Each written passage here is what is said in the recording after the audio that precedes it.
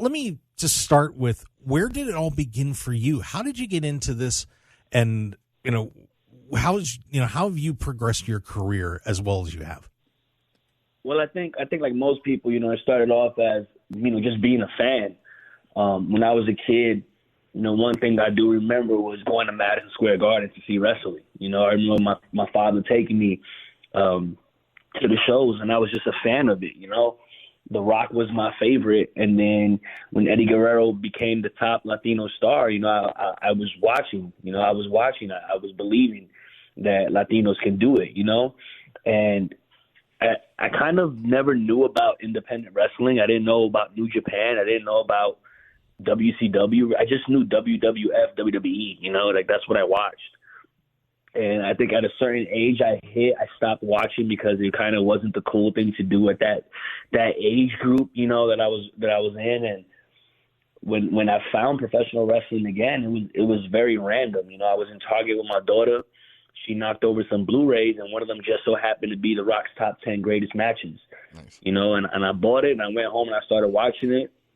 I sat my daughter down. She was very, very young. And her mom came home and asked me why Dwayne Johnson was wrestling and why my daughter was watching it. So she didn't know that The Rock, Dwayne Johnson was a wrestler first. She just knew him as Dwayne Johnson, the actor.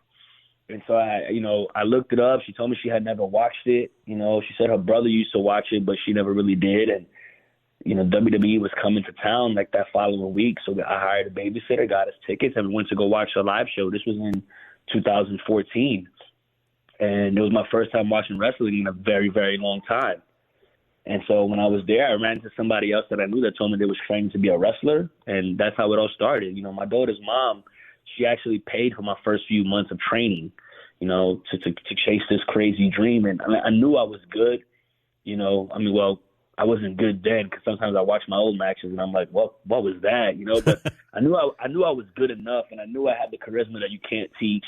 And I knew that if I just kept working, that it would take me where I wanted to go. And sure enough, once I exited the military and had full time to really push this wrestling thing, that's when the New Japan doors opened. That's when the AEW doors opened. That's when I started really wrestling all over and trying to become, one of those household names, trying to become one of the next hottest up-and-coming stars that people are talking about, try to be innovative, try to be charismatic, try to do things that hadn't really been done before, and most importantly, trying to do it for my Latinos.